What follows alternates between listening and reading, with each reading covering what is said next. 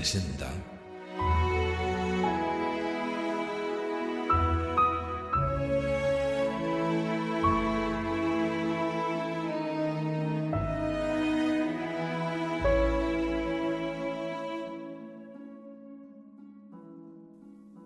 Anne-Eliza y Evelina Banner, las protagonistas de esta novela corta, regentan una modesta mercería en un barrio humilde de Nueva York. Un día, con motivo de su cumpleaños, Anne-Eliza le regala a su hermana un reloj.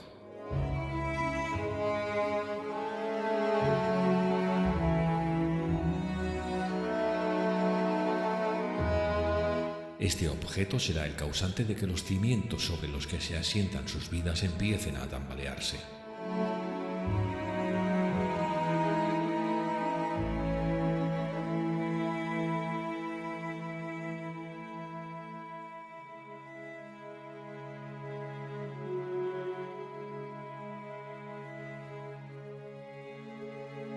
Narrado por la voz de Miguel Libars. Capítulo 2. La compra del reloj de Evelina había constituido un acontecimiento más importante en la vida de Anne-Eliza Banner de lo que la hermana menor podía suponer. En primer lugar, Anne-Eliza se había encontrado con la tentadora satisfacción de verse poseedora de una cantidad de dinero que no estaba obligada a compartir, sino que podía gastar como quisiera, sin consultar a Evelina. También estaba la emoción de sus sigilosos paseos por la calle, emprendidos en las escasas ocasiones en que podía inventar una excusa para salir de la tienda, dado que, por lo general, era Evelina quien llevaba las cosas al tintorero y quien repartía las compras de aquellas clientas cuya posición social les aconsejaba que fueran vistas volviendo a casa con un sombrero o con un fardo de tela calada, de modo que, si no hubiera contado con la excusa de ir a ver al bebé de la señora Hawkins, al que le estaban saliendo los dientes, Anne-Eliza no habría sabido qué motivo alegar para abandonar su lugar habitual detrás del mostrador. Lo infrecuente de esos paseos los convertía en acontecimientos destacados en su vida. El simple acto de salir de la quietud monástica de la tienda y acceder a la algarabía de las calles la llenaba de una leve emoción que acababa adquiriendo demasiada intensidad para poder ser disfrutada al verse inmersa en el fragor arrollador de Broadway o de la Tercera Avenida, cuando empezaba a entablar una tímida batalla con aquellas corrientes incesantes y enfrentadas de seres humanos. Después de echar algún vistazo a los enormes escaparates, se dejaba arrastrar otra vez al refugio de alguna calle adyacente y finalmente regresaba a su casa en un estado de jadeante estupefacción y de fatiga. Sin embargo, a medida que la tranquilidad familiar de la tiendecita y el chasquido de la máquina de calar de Evelina le iban tranquilizando los nervios, ciertos sonidos e imágenes se separaban del torrente que la había arrastrado, y dedicaba el resto del día a llevar a cabo una reconstrucción mental de los diferentes episodios del paseo hasta que éste terminaba por adquirir la forma en su cabeza de una experiencia coherente y llena de colorido, de la cual, en las semanas sucesivas, ella sacaba algún recuerdo fragmentado durante el transcurso de las largas conversaciones con su hermana. Pero en esta ocasión en que a la excitación inusitada de la salida se le añadió el interés más intenso de la búsqueda de un regalo para Evelina, la agitación de Anne-Eliza, aguzada por el ocultamiento, le impidió descansar y hasta que no hubo entregado el regalo, hasta que no hubo confesado las experiencias relacionadas con la adquisición, no pudo recordar con cierta tranquilidad ese emocionante momento de su vida. No obstante, a partir de ese día empezó a obtener cierto placer sosegado al pensar en el pequeño establecimiento del señor Ramy, no muy distinto del suyo en lo referente a la penumbra rústica, aunque la capa de polvo que cubría el mostrador y las estanterías hacía que la comparación solo resultase aceptable superficialmente. En cualquier caso, no se mostró muy severa con el estado de la tienda, puesto que el señor Ramy le había contado que estaba solo en el mundo, y los hombres solos, como ella sabía muy bien, no sabían limpiar el polvo. Ella se afanó en adivinar por qué no se había casado, o si, por el contrario, era viudo y había perdido a todos sus hijitos, y no sabía cuál de las dos opciones lo convertía en una persona más interesante. En todo caso, no había duda de que su vida era muy triste. Anne-Eliza pasó muchas horas cavilando sobre la manera en que él debía de pasar las tardes. Sabía que el señor Ramy vivía en una trastienda porque había atisbado, al entrar, una habitación cochambrosa con una cama revuelta, y el omnipresente olor del aceite frío indicaba que, seguramente, él mismo se preparaba la comida. Pensó que era posible que muchas veces se hiciera el té sin que el agua llegara a hervir y se preguntó, casi con envidia, quién le cuidaría la tienda cuando él salía al mercado. Se le ocurrió que seguramente compraba en el mismo mercado que Evelina y quedó fascinada al caer en la cuenta de que era probable que él y su hermana se vieran continuamente sin ser en absoluto conscientes del vínculo que los unía. Siempre que alcanzaba aquel punto en sus reflexiones alzaba la vista y miraba furtivamente el reloj, cuyo sonoro y entrecortado tic-tac se estaba convirtiendo en una parte de lo más íntimo de su ser. La semilla plantada por esas largas horas de meditación germinó al fin en el deseo secreto de ir una mañana al mercado en lugar de Evelina. Cuando ese propósito subió a la superficie de sus reflexiones, Anneliza se negó a considerarlo con gran aprensión. Un plan con tantos visos de doblez nunca se había formado en su alma cristalina. ¿Cómo era posible que estuviera considerando dar un paso así? Y, además, aunque ella no disponía de los suficientes conocimientos de lógica para advertir la degradación implícita en ese además, ¿qué excusa podía poner que no despertase la curiosidad de su hermana? A partir de esa segunda pregunta resultaba más fácil descender otro peldaño y llegar a la tercera. ¿Cuándo conseguiría ir? Fue la propia Evelina quien le brindó el pretexto necesario al amanecer con dolor de garganta el día en que de ordinario salía al mercado. Era sábado. Dado que siempre comían carne los domingos, la expedición no podía retrasarse. Pareció natural que Anneliza, mientras anudaba el cuello de su hermana una media vieja, anunciase su intención de acercarse a la carnicería. «¡Ay, Anneliza, te van a engañar!», protestó Evelina.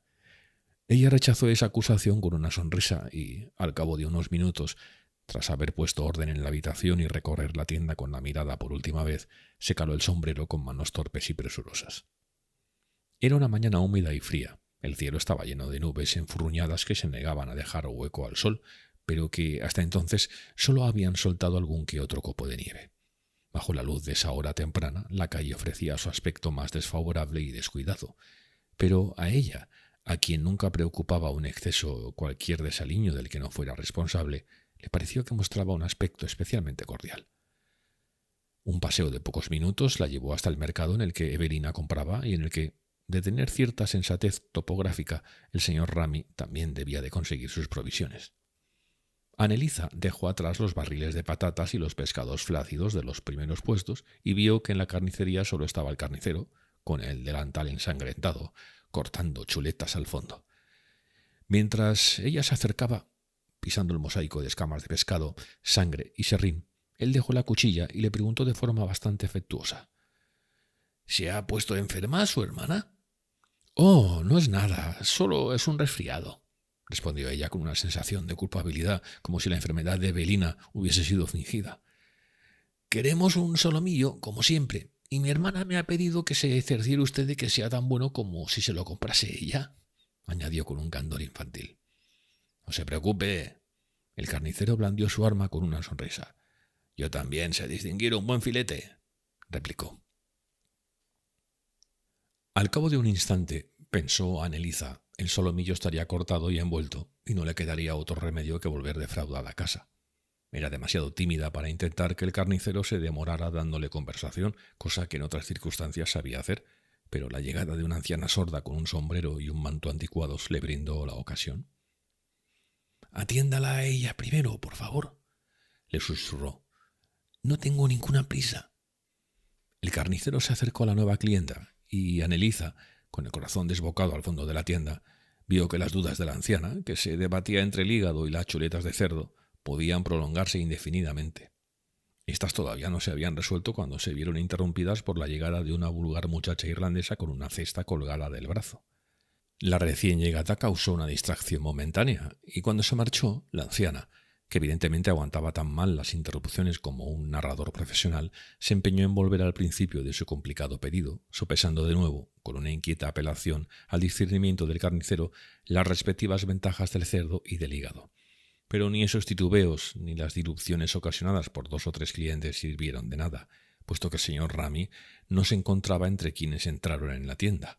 Finalmente, Anneliza, a quien la vergüenza impedía quedarse más tiempo, pidió el solomillo a regañadientes y volvió a casa atravesando una nevada cada vez más abundante.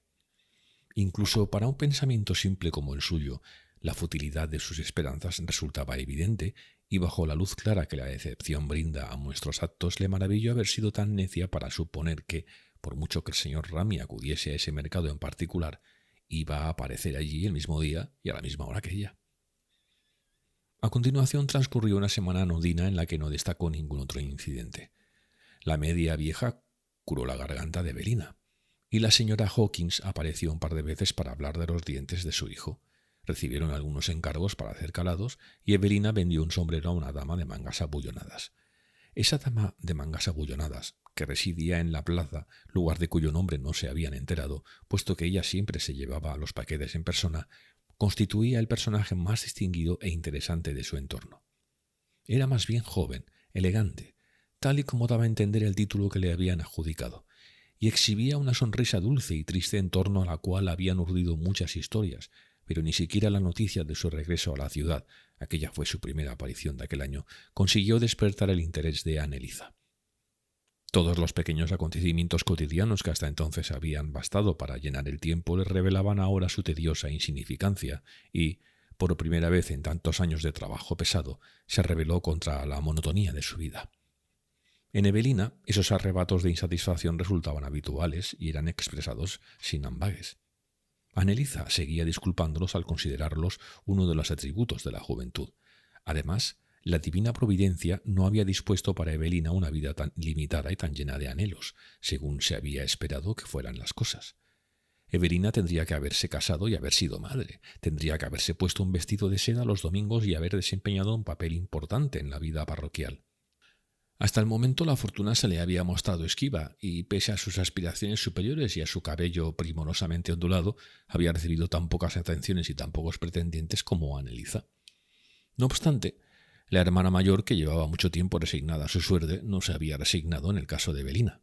En cierta ocasión, una agradable joven que impartía clases en la escuela dominical le había hecho unas cuantas visitas tímidas a la menor de las señoritas Banner. Desde entonces habían transcurrido varios años. Él no había tardado en desaparecer de sus vidas. Anneliza no había llegado a saber si también se había llevado las ilusiones de Evelina, pero las atenciones del joven habían envuelto a la hermana menor en una aura de exquisitas posibilidades. Anneliza, en aquella época, nunca había soñado con permitirse el lujo de la autocompasión. Le parecía un derecho personal de Evelina, tanto como el cabello elaboradamente ondulado. Pero ahora empezó a dirigir hacia sí misma una parte de la compasión con que antes había contemplado a Evelina. Al fin, había admitido su derecho a reconocer ciertas oportunidades perdidas que había tenido. Una vez establecido ese peligroso precedente, empezó a recordarlas con frecuencia. Fue en ese periodo de transformación de Anneliza cuando Evelina, una tarde, al levantar la vista de la labor, exclamó de pronto: «¡Vaya! ¡Se ha parado!».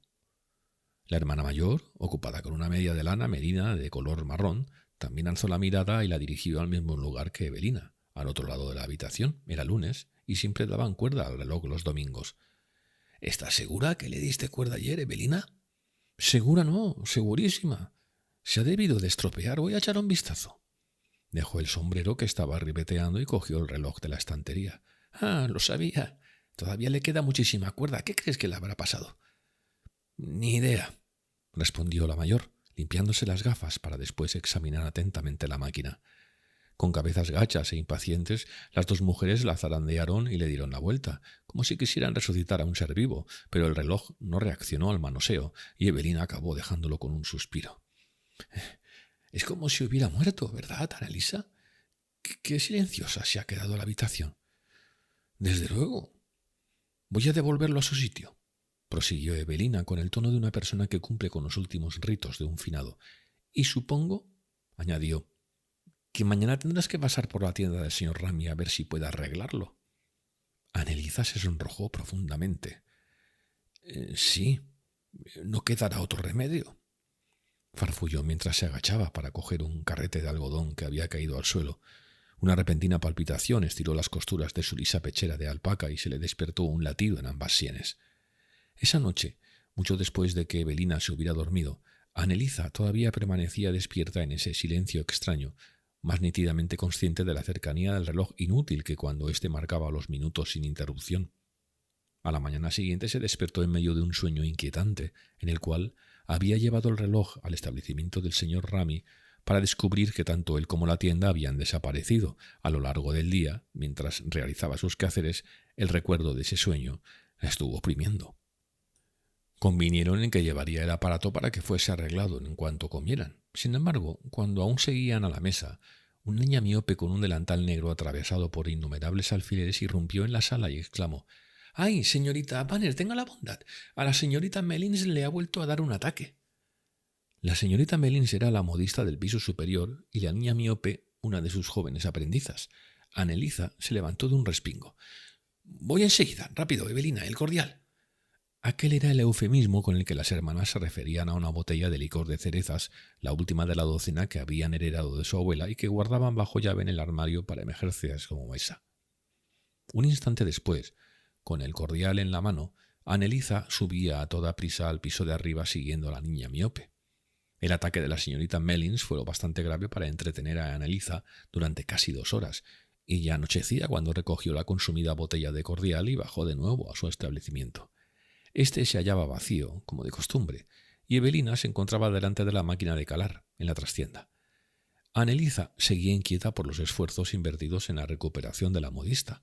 Pese a la preocupación, se sorprendió nada más entrar al oír el sonoro tic-tac del reloj, que seguía en el estante en el que ella lo había dejado. «¡Pero si funciona!», exclamó con un grito ahogado antes de que Evelina pudiera preguntarle por la señorita Mellins. «¿Se ha puesto en marcha él solo?» «Oh, no. Pero no saber la hora me resultaba insoportable. Me he acostumbrado completamente a él. Justo después de que se hubiera aparecido la señora Hawkins, así que le he pedido que se ocupara de la tienda durante 1 minuto. Me ha abrigado con rapidez y me ha acercado a donde el señor Rami. Resulta que al reloj no le pasaba nada. Solo tenía una mota de polvo en el mecanismo. Él me lo ha arreglado en un instante y he vuelto enseguida. ¿No es una maravilla volver a escucharlo? Pero cuéntame cómo está la señorita Mellins. ¿A qué esperas?» Durante un momento, Anneliza se quedó sin palabras. Hasta que supo que había perdido su oportunidad, no se percató de cuántas esperanzas había depositado en ella. Pero ni siquiera entonces comprendió por qué había deseado volver a ver al relojero con tanta intensidad. «Me figuro que es porque nunca me ha sucedido nada», pensó con una punzada de envidia por esa fortuna que brindaba a Evelina todas las oportunidades que se cruzaban en el camino de ambas. El profesor de la escuela dominical también fue para ella, se dijo, pero había alcanzado una gran perfección en el arte de la renuncia y, tras un silencio apenas perceptible, empezó a ofrecer una descripción detallada del ataque de la modista. Evelina, cuando se le despertaba la curiosidad, se convertía en una interrogadora insaciable. Al llegar la hora de la cena, aún no había terminado la última de sus preguntas sobre la señorita Mellins. Sin embargo, cuando las 2 hermanas se sentaron a cenar, Anneliza encontró al fin la ocasión de preguntar: «¿Así que solo le ha encontrado una mota de polvo?» Evelina comprendió al instante que el comentario no estaba relacionado con la señorita Mellins. «Sí, o al menos eso cree», respondió con tono despreocupado mientras se servía la primera taza de té. «¿Quién lo habría dicho?», observó Anneliza. «Pero tampoco está seguro», prosiguió Evelina, acercando distraída la tetera a su hermana. «Es posible que se haya estropeado el... No me acuerdo de cómo se llama. En cualquier caso, me ha prometido que vendrá a echarle un vistazo pasado mañana, después de la cena». «¿Quién?», inquirió Anneliza, conteniendo el aliento. «Pues el señor Rami. ¿Quién va a ser? Me parece un hombre simpaticísimo y no creo que llegue a los 40 años, aunque es verdad que tiene cara de enfermo. Debe de estar muy solo, sin nadie que lo acompañe en esa tienda. Me lo ha dado a entender y la verdad es que...» Evelina calló y añadió, como conteniéndose: «He tenido la sensación de que se ha ofrecido a venir a ver el reloj para tener una excusa. Me lo ha propuesto justo cuando yo ya salía de la tienda. ¿A ti qué te parece?» No sé qué decir». Como no quería delatarse, la hermana mayor no fue capaz de dar una respuesta más efusiva. «Bueno, no es que me las quiera dar de lista», continuó Evelina mientras se pasaba la mano por el cabello con cierta timidez, «pero creo que el señor Hermann Rami no lamentaría pasar alguna velada aquí en vez de quedarse solo en este cuchitril que tiene». Esa timidez molestó a Anneliza. «Seguro que ya tiene muchos amigos», repuso, casi con dureza. «De eso nada, no tiene casi ninguno». «¿Eso también te lo ha contado?» Hasta ella misma notó el leve desdén de la pregunta. «Sí», confirmó Evelina bajando la mirada con una sonrisa. Parecía arder en deseos de hablar con alguien agradable, me refiero. Creo que ese hombre no es feliz, Anelisa. Yo pienso lo mismo, confesó la hermana mayor. Y tiene pinta de ser una persona culta. Cuando entré estaba leyendo el periódico. Qué triste que haya terminado en esa tienducha después de haber pasado años en Tiffany's y de haber sido uno de los encargados del departamento de relojes. ¿Eso te ha comentado? Pues sí, creo que me habría contado todo lo que le ha pasado en la vida si hubiera podido quedarme a escucharlo. Te digo que está más solo que la una, Anelisa. Lo sé, respondió ésta.